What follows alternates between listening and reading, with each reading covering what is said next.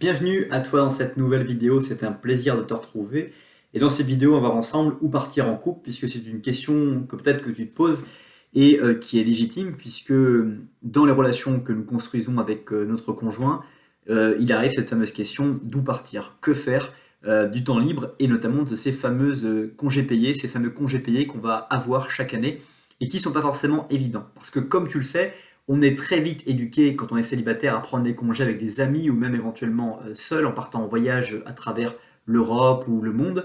Et puis quand on se met en couple, eh bien, il y a des intérêts qui sont parfois partagés et parfois des intérêts qui sont divergents. Alors d'abord, la première chose que j'aimerais te partager dans cette vidéo, c'est que lorsqu'on est en couple, il n'y a pas uniquement les vacances, les congés payés qui sont à considérer, ni même que seulement les RTT, les fameux RTT.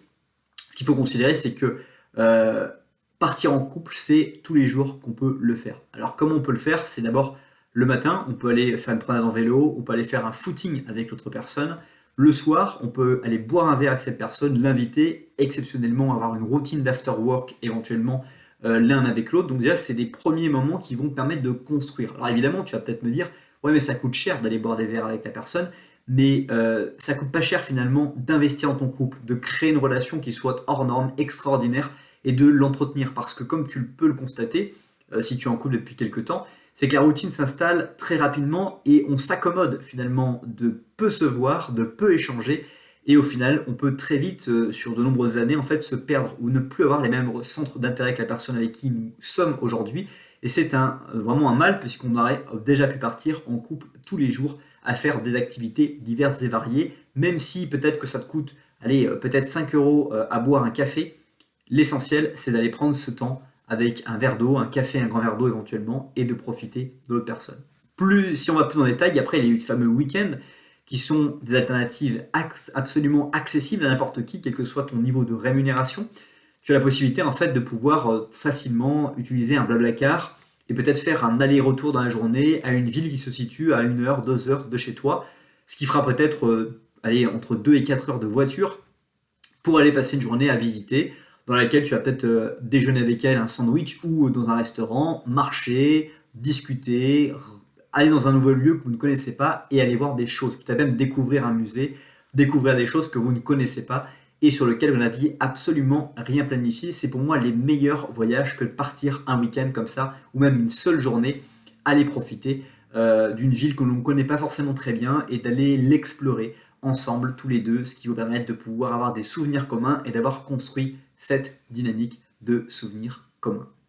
Enfin, il y a ces fameuses vacances dont on parlait au début de cette vidéo, qui sont le coup classique, où partir quand on est en couple. Eh bien, les premières choses déjà, c'est est-ce que vous avez des enfants ou pas. Si tu n'as pas d'enfants, tu peux partir, et je te recommande de partir en dehors en fait des vacances scolaires, quelle que soit la région française dans laquelle tu te trouves. Et puis, si tu es avec des enfants, de choisir des semaines dans lesquelles tu vas pouvoir profiter de voyager, sachant que tu vas naturellement payer le prix fort dans les saisons estivales. Alors, si on prend sur les endroits où on n'est pas avec les enfants, il y a plein de choses qui sont possibles. Encore une fois, il y a des villages, des villes en France qui sont pas très loin de chez toi si vraiment ton budget est limité, dans lesquelles tu vas pouvoir faire plein d'activités comme éventuellement du camping et donc de pouvoir profiter d'être avec la personne que tu aimes, avec qui tu vis au plus proche d'elle pendant une semaine ou quelques jours dans une tente. Ça coûte absolument très peu de budget et ça permettra de pouvoir vivre de façon rudimentaire et d'être vraiment connecté avec elle et avec éventuellement la nature.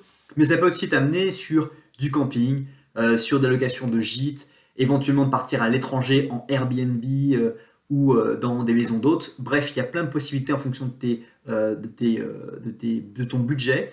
Et l'essentiel, encore une fois, c'est de garder ce projet de couple à l'idée. Qu'est-ce qu'elle a envie de faire? Qu'est-ce que vous aimez? Est-ce que vous aimez visiter des villes? Est-ce que vous aimez plutôt les randonnées?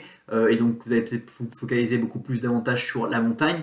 Bref, pour mon cas, l'une des choses qui a été vraiment extraordinaire, c'est que quand j'étais célibataire, je voyageais et j'ai fait toutes les capitales d'Europe et je me suis baladé un peu partout dans le monde en solitaire.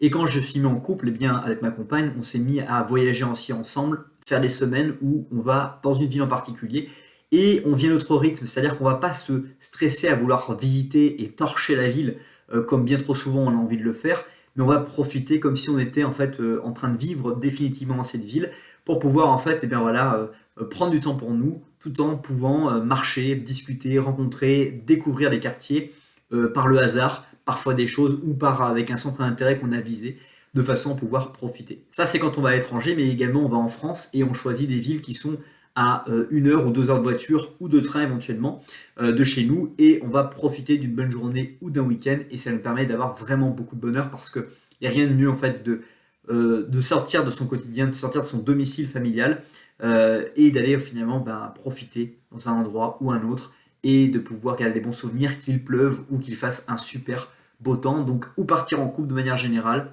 là où ton partenaire, ton conjoint a envie, mais aussi là où tu as envie, parce que c'est la meilleure des manières de pouvoir vous lancer et de profiter.